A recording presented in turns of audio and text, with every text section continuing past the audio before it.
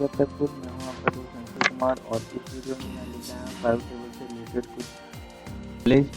जो पायो टेबल में हम क्या क्या यूज करते हैं तो वो है हमारा एक तो सब टोटल का एक ऑप्शन होता है पायो टेबल में, उसको हम लोग कैसे रिमूव कर सकते हैं, कैसे ऐड कर सकते हैं और सब टोटल कहाँ पे आता है, किस कंडीशन पे आता है, उसके बारे में डिस्कस करेंगे। और दूसरा क्या होता है कि हमारा पायो टेबल, जैसे हमने यहाँ पे कोई पायो टेबल बना कर रखा है एक सीट में, अब इस पायो टेबल को किसी दूसरे सीट पे हमको मूव करना है, तो हमें दूसरी सीट पे अगर बनाने के लिए नॉर्मली हमें फिर से पायो टेबल को बनाना पड़ेगा।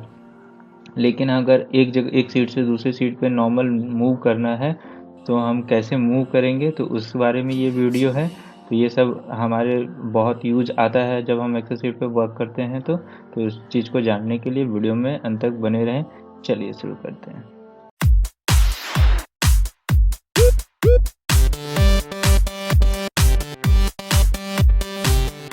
तो दोस्तों, जैसे यहाँ पे एक मैं पायो टेबल लेकर भी बना दे रहा हूँ। पायो टेबल मैंने एक सीट, यहाँ पे हमारा एक सीट है, इसी सीट के अगेंस्ट में ये पायो टेबल हमारा बना हुआ है, जिसमें कुछ स्टूडेंट्स के नाम दिए हुए हैं, क्लासेस दिए हुए हैं, ईयर दिए हुए हैं और उनके ईयर मतलब मार्क्स वगैरह दिए हुए। तो इससे हमें लेना देना नहीं है, हम तो स्टूडेंट्स और क्लास और उनके ईयर किस ईयर में उनका एडमिशन हुआ है उस पर ही वर्क करेंगे।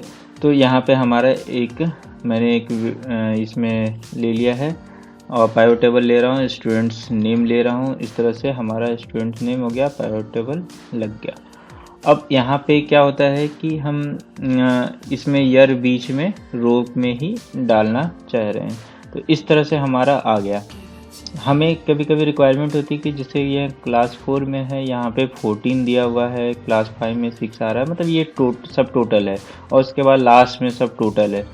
तो ये टोटल हो गया, ये ओवरऑल टोटल हो गया, ग्रैंड टोटल जिसे बोल रहे हैं, और यहाँ पे ये सब टोटल आ रहा है। तो ये हमें कभी कभी क्या था, रिक्वायरमेंट इसकी नहीं होती है कि हमें ये नहीं आना चाहिए ओनली 2016 में कितना था, 2017 में कितना था, इस तरह से आना चाहिए।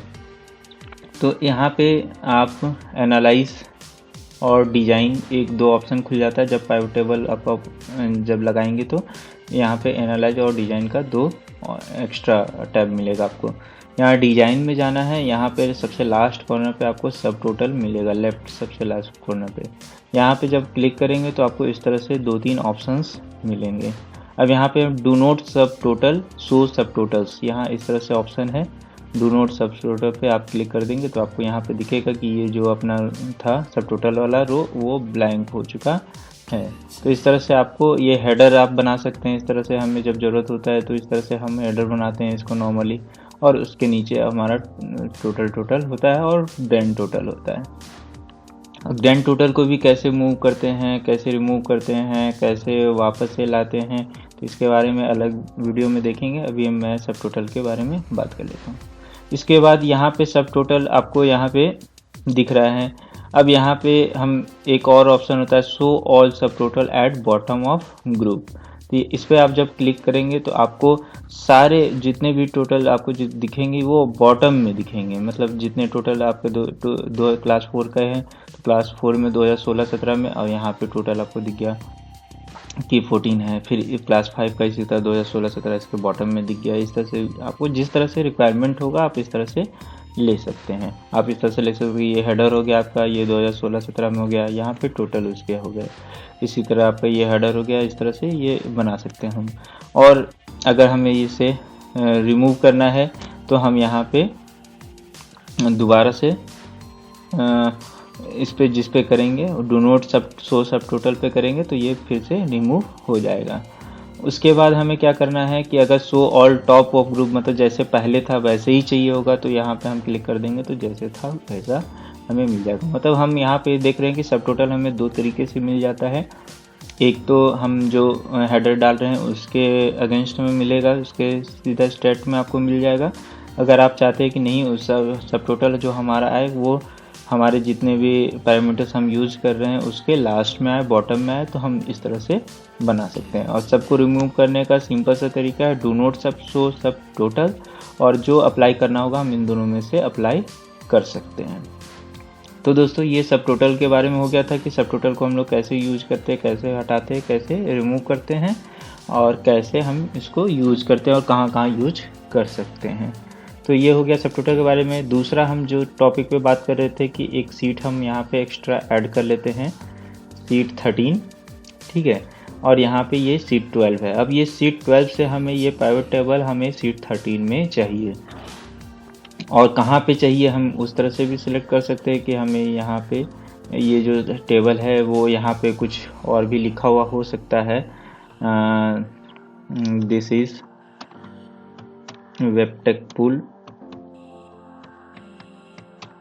डेटा, इस तरह से आपको मतलब दूसरे सीट पे कहीं लिखा हुआ होगा और वहीं पे ये आपको चाहिए होगा कि हमारा जो है इसके नीचे हमारा सारा डेटा आ जाए। तो ये सीट 12 है, हमें मूव करना है पाइवट टेबल को। तो यहाँ पे आपको पाइवट टेबल को मूव करने के लिए यहाँ पे एनालाइज में जाना है। यहाँ मूव पाइवट टेबल आपको एक ऑप्शन दिखेगा। मूव पाइवट टेबल करने के बाद यहाँ पे एग्जिस्टिंग वर्कशीट है, ये हमारा एग्जिस्टिंग वर्कशीट में जाएगा, जो है वो यहाँ पे हो गया।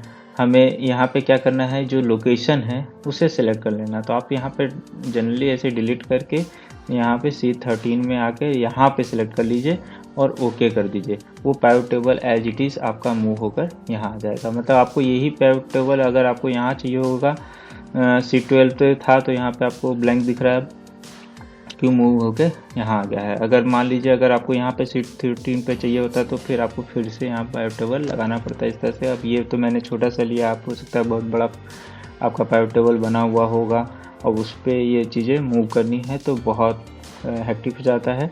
अब ये बहुत ही आसान तरीके से आप इस तरह से मूव कर सकते हैं और आपका एज इट इज़ जिस फॉर्मेट में होगा वो इस तरह से यहाँ पे आपका आ जाएगा। तो दोस्तों ये था आज के लिए वीडियो, और आपको वीडियो कैसा लगा हमारे वीडियो को लाइक जरूर कीजिएगा अगर वीडियो अच्छा लगा हो तो, और आप चैनल पे नए हैं तो सब्सक्राइब करना ना भूलें।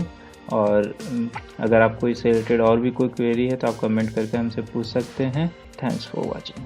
प्लीज़ सब्सक्राइब माय चैनल वेबटेक पूल एंड नए वीडियोस के नोटिफिकेशन के लिए press bell icon and please like, comment and share.